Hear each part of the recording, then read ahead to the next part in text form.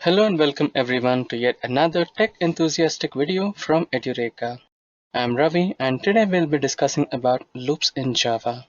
So without wasting much time, let us quickly get started with the agenda for today's discussion. We shall begin with conditional statements in Java, then I'll explain you the loops in Java, which will be the for loop, while loop, do while loop and infinite loop.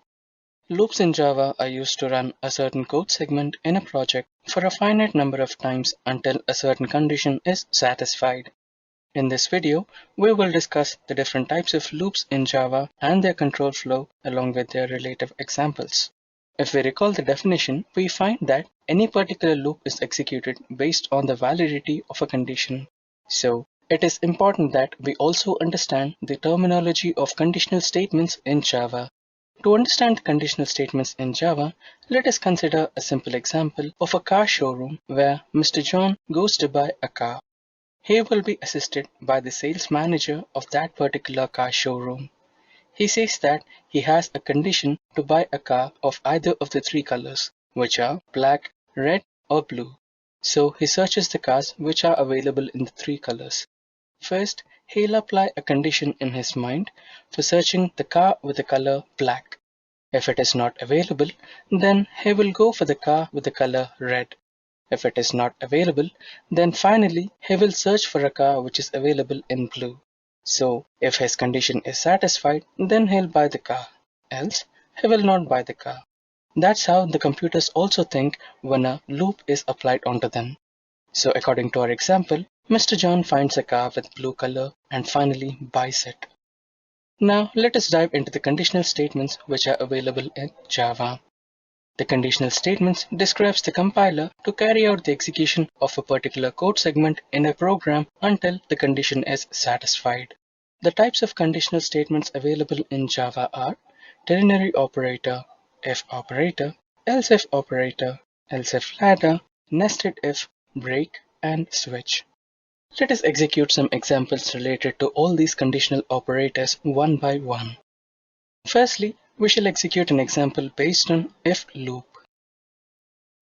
As you can see, this particular example is based on if loop. Here, I'm providing a number which is a negative integer number minus 10. And here, I'm providing an if condition which says that if the number is greater than 0, then I should be printing a printf statement which is number is positive. Else, my interpreter will be printing the message the number is negative. Now, let us try to execute this program and see how does it work.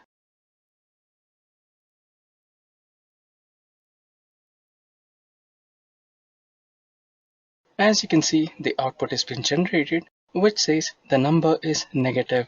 Since the number which I provided was a negative integer number, the condition here is failed, and the message which was lying outside the if loop, which is the number is negative, is being printed here. Now, let us execute the next control statement, which is the else if statement.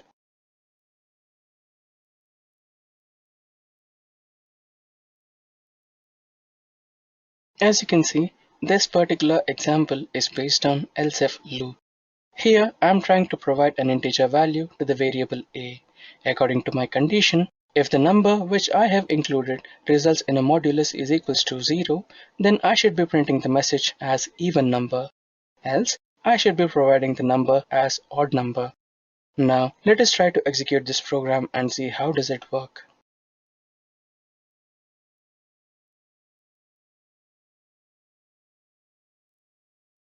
Now, as you can see, the output screen is asking me to enter an integer value.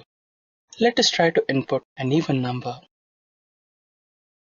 As you can see, I have inputted an even number and I have received an output as an even number as the condition of the if loop is been satisfied.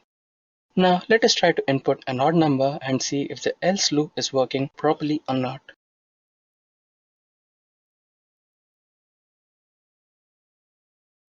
As you can see, it is asking for an input. Now let us try to input an odd number, which is 7, and see the output. As you can see, the output is generated as an odd number, which means the else loop is working fine. Now let us try to execute another example based on else if loop.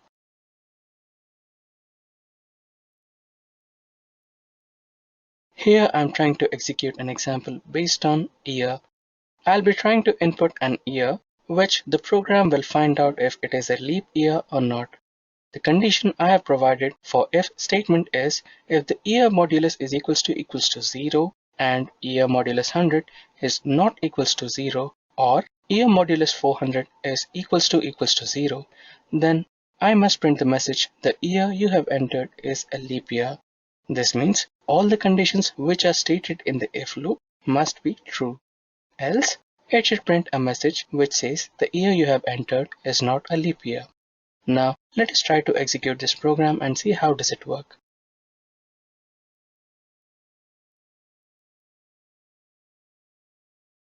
As you can see, the output screen is asking me to enter an year.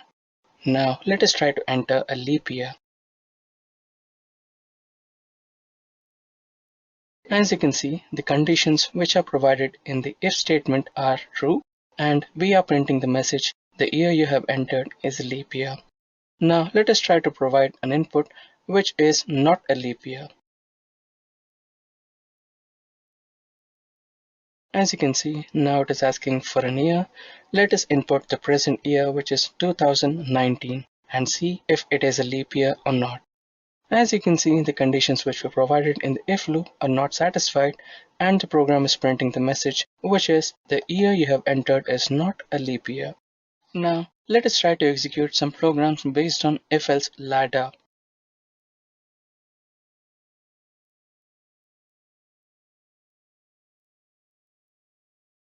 In this particular example, we are trying to execute else if ladder condition. As you can see, here I'm trying to provide an integer type input to the variable choice. According to the choices I have provided, the first choice will select a sedan type class car, and the second choice will select SUV type class car. The third choice will provide sports type class car, and the fourth choice will provide crossbreed type class car. If the provided input is neither of all these four, then it will provide the last message, which is invalid choice. As you can see, the first if ladder will compare the choice. If the choice is equals to 1, then it will print the message sedan class. And the next else if ladder will compare the choice if it is equal to 2. If it is equals to 2, then SUV class will be printed. And in the next else if ladder, if the choice is equals to 3, then sports class message will be printed. And followed by that else if ladder, you'll have the next ladder which will compare the choice to be equals to 4. If it is true, then crossbreed segment message will be printed. If neither of all these conditions are true, then finally an else block will print a final message which says it is an invalid choice. Now let us try to execute this program and see how does it work.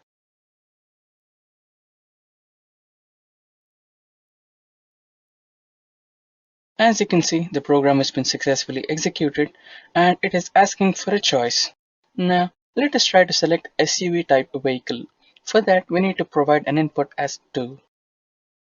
As you can see, the SUV class is successfully selected.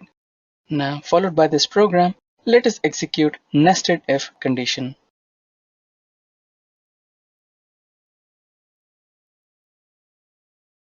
This particular example is based on nested if condition.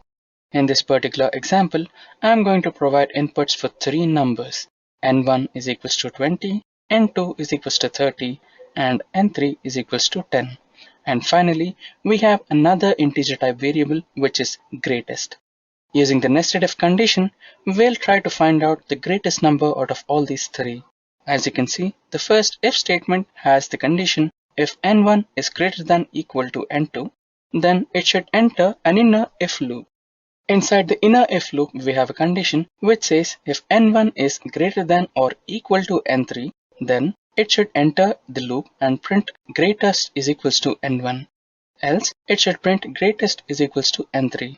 After the completion of the if condition, if neither of the statements which are provided in the if condition are true, then the control will flow into the else condition. Inside the else condition, we have an if condition which states if N2 is greater than or equal to N3, then it should print N2. Else, it should print N3.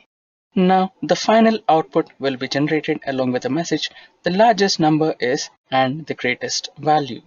Now let us try to execute this program and see how does it work.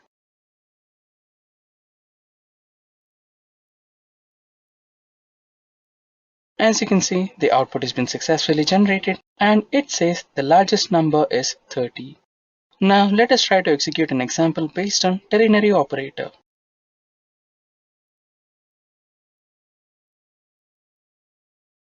This particular example is based on ternary operator. As you can see, I am trying to provide an input to two numbers which are A and B, which will be integer values. This particular statement is our ternary operation. This states that if the provided input A is greater than B, then A should be declared as the greater number. Else, if the condition is false, then B should be declared as the greater number. Now, let us try to execute this program and see how does it work.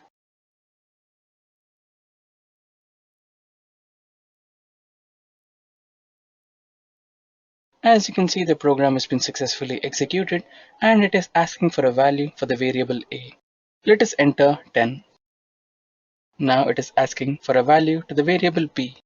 Let us enter 5. Now let us see the output. As you can see, the output is 10. This states that the number A is greater than number B. Now let us try to execute an example based on switch conditional statements.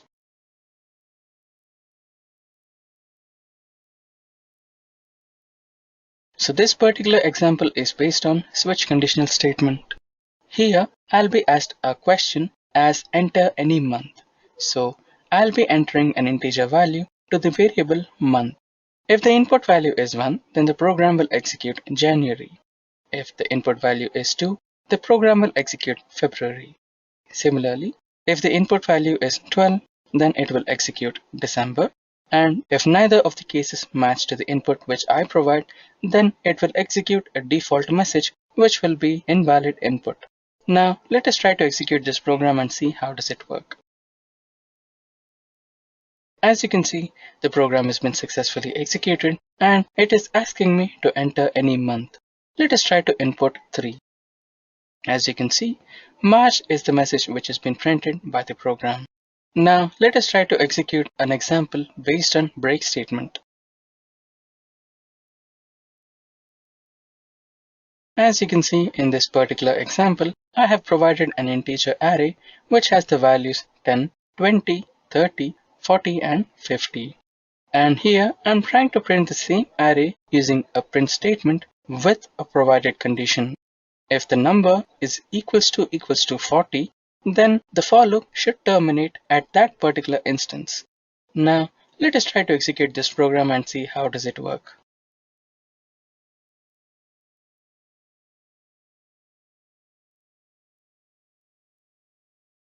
As you can see, the output has been successfully generated and the values 10, 20 and 30 are printed, but 40 and 50 are not printed because at this particular if statement, we have provided a condition that if the number is equals to 40, then the control flow should break. So these were the few examples for conditional statements. Now let us continue with our loops. In Java, we have three types of loops. Firstly, the for loop, next is while loop, and finally, we have do while loop. The first type of loop is the for loop. The for loop is a conditional flow statement which allows you to execute a specific code segment for a finite number of iterations. For a for loop, we have three arguments, namely initialization variable, the condition variable, and the counter variable, which might be either increment or decrement. Now, let us try to execute a program to understand for loop in a better way. Before we execute an example of for loop, let us see the flow diagram of the for loop. Here, we have the initialization step at the first, and later the control flow will enter a conditional statement. If the conditional statement happens to be true, then a particular code segment or a particular set of statements are executed, and after that, the control flow enters into the increment or decrement variable. And the variable will be incremented or decremented according to the condition provided. Once after the increment or decrement process is finished, then the control flow will again enter into the conditional statement and verifies the condition. If the condition is true, then the same loop will be executed. Else, the control will exit from the condition statement. Now, let us try to execute a program to understand this in a better way. This particular example is based on for loop. As you can see, I have a variable by the name ARR which is of string type, and this particular variable holds 5 elements which are John, Jerry, Ralph, Jim, and Tom, which happen to be the names of the employees of a particular company. Now, we will be using a for loop to display the names of these employees. This happens to be the for loop where we have the initialization variable which is I is equals to 0, and followed by that we have a conditional statement which is I is less than ARR data.length. And finally we have an increment variable which is I++. Now let us try to execute this for loop and see how does it work.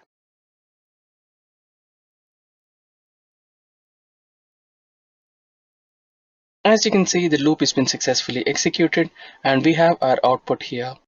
Let us move on to the next example of for loop, which is either called as enhanced for loop or advanced for loop. In this particular for loop, we will be having a conditional statement at the very beginning of the program.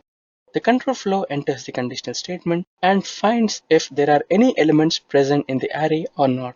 If the statement is true, then the control flow will enter the initialization statement where a variable will be initialized. Once after the initialization is finished, the control flow will directly enter into the condition statement of the program. If there are any elements present in the program and the condition is true, then it will execute the set of statements and initialize the local variable. And once after the local variable is initialized, then the control flow will continue into the same loop again. If there are no elements present in the array, then the control flow will exit the condition and stop. And here, as you can see, if we come back into the initial conditional statement, if there were no elements present in the array, then the condition will become false and the control flow will directly exit the condition and comes to a stop. Now let us try to execute a program to understand this advanced for loop or enhanced for loop in a much better way. As you can see, I have considered the same example of the list of employee names, and here we are using the advanced for loop, which states that the control flow must enter the array and print all the elements present in the array according to their index. Now let us try to execute this program and see how does it work. Once after the control flow will enter into the array, all the elements present in the array are printed until the last index value.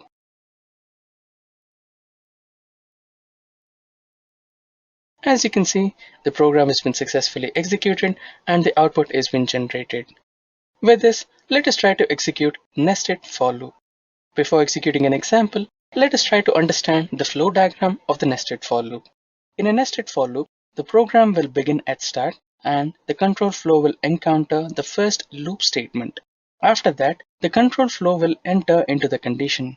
If the condition is true, then it will enter into the inner for loop. If the condition is false, then the control flow will directly exit the first outer for loop. Now let us see if the condition is true. Once the condition is true, then the control flow will enter into the inner for loop. And inside the inner for loop, it will encounter a condition statement. If the condition is true, then the control flow will start to execute a set of statements which are present inside the inner for loop. And once after the statements are executed, it will enter into the increment or decrement statements. Once after the increment or decrement is done, the control flow will again enter into the condition statement and checks if the condition is true or not. If the condition is true, the same loop will execute again, and if the condition is false, then it will exit the condition statement and it will enter into the increment or decrement variable of the outer for loop. Once after increment or decrement of the outer for loop is done, it will again check the condition in the outer for loop, and if it is false, then it will exit. Now, let us try to execute a program to understand this in a much better way. This particular example is based on nested for loop. As you can see, I have considered an integer type variable which is array, which is going to be a two-dimensional array. And this particular loop is our outer for loop, and this particular loop is our inner for loop. Once after the outer for loop is triggered, it will start the inner for loop. Once after the execution of inner for loop is finished, then the inner for loop will trigger the outer for loop for increment or decrement. Once after the increment or decrement is done, then the condition is verified and the control flow will enter into the inner for loop again. Once after the inner for loop is executed, then it will again trigger the out of for loop and the condition is checked. If the condition is true, the process will continue, else the control flow will exit both the for loops and execute the statements which are present outside the loops. Now let us try to execute this program and see how does it work. As you can see, the program has been successfully executed and the data present in the row 1 and row 2 have been successfully printed here. As you can see, this is the first row, which is row 0, and this is the second row, which is row 1, and the data in the row 0 is 1, 2, and the data in the row 1 is 3 and 4. Now let us learn about while loop. While loop is a control flow statement that executes itself repeatedly until a given Boolean condition is satisfied. While loop can be considered as a repeating if statement. Let us see the flowchart of the while loop to understand this in a much better way. As you can see in this particular example, the control flow will begin at a decision. If the decision is true, then a particular segment of code is executed, and again the control flow will enter into the decision box. If the condition is true, then the loop is repeated, else the condition will exit the decision box. Let us try to execute an example to understand the while loop. This particular example is based on while loop. Here, I'll be providing an input to the integer type variable, which is num. And according to the while condition provided, here we'll find out if the input number is a prime number or not a prime number. For that, we have provided a condition in the while loop which states that if the variable I is less than or equal to the number divided by 2, then it should enter while loop. And inside the while loop, we have again a condition which states that if the number modulus I is equals to 0, then flag will be set to true and the control flow will be broken here and I will be incremented. And outside the while loop, we have an if statement which states if the flag is not true, then we should print it is a prime number, else we should print it is not a prime number. Now let us try to execute this program and see how does it work. As you can see, the program has been successfully executed and it is asking for an input. Now let us try to input a prime number. As you can see, the output is 3 is a prime number. Similarly, now let us understand do while loop. Do while loop is considered to be a conditional statement which is completely similar to the normal while loop. The only difference is that the do while loop has a Boolean or a conditional statement present at the end of the loop. This makes the do while loop execute at least for once. To understand this in a better way, let us check out a flow diagram.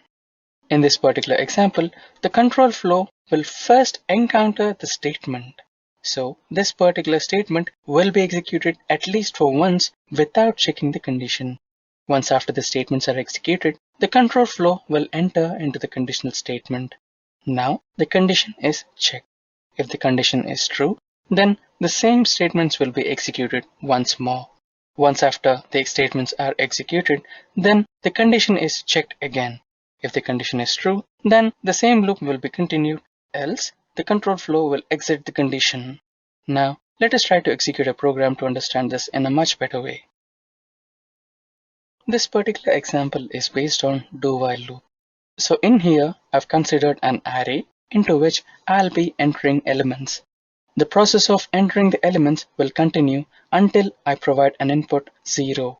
And finally, all the numbers which I have provided into the array will be summed up and the final summation of all the elements present in that particular array will be printed. Now let us try to execute this program and see how does it work. As you can see, the program has been successfully executed and it is asking me to enter the numbers. Let us try to enter a number other than 0. My first number will be 9. And after that, let me enter another number other than 0, which will be 7, followed by that 5.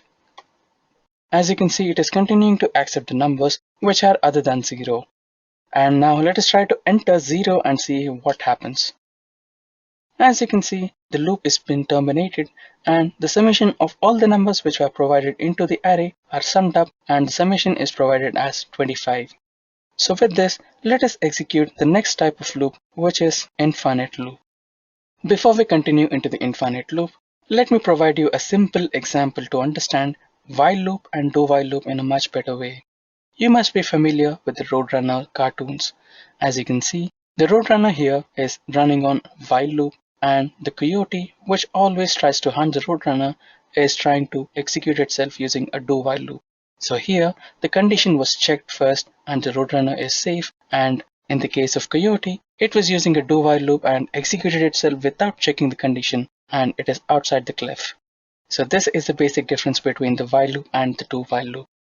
Now with this, let us enter into the infinite loop. The infinite loop is not actually a practically designed loop. Instead, it is a situation where a condition of the loop fails and the execution persists until you stop it manually. Let us try to execute a program to understand infinite loop in a much better way. So this particular example is based on infinite loop, where I have provided a while loop. So here the condition of the while loop is always true, and the control flow will enter into the while loop and will print the message Edureka. Let us try to execute this program and see how does it work.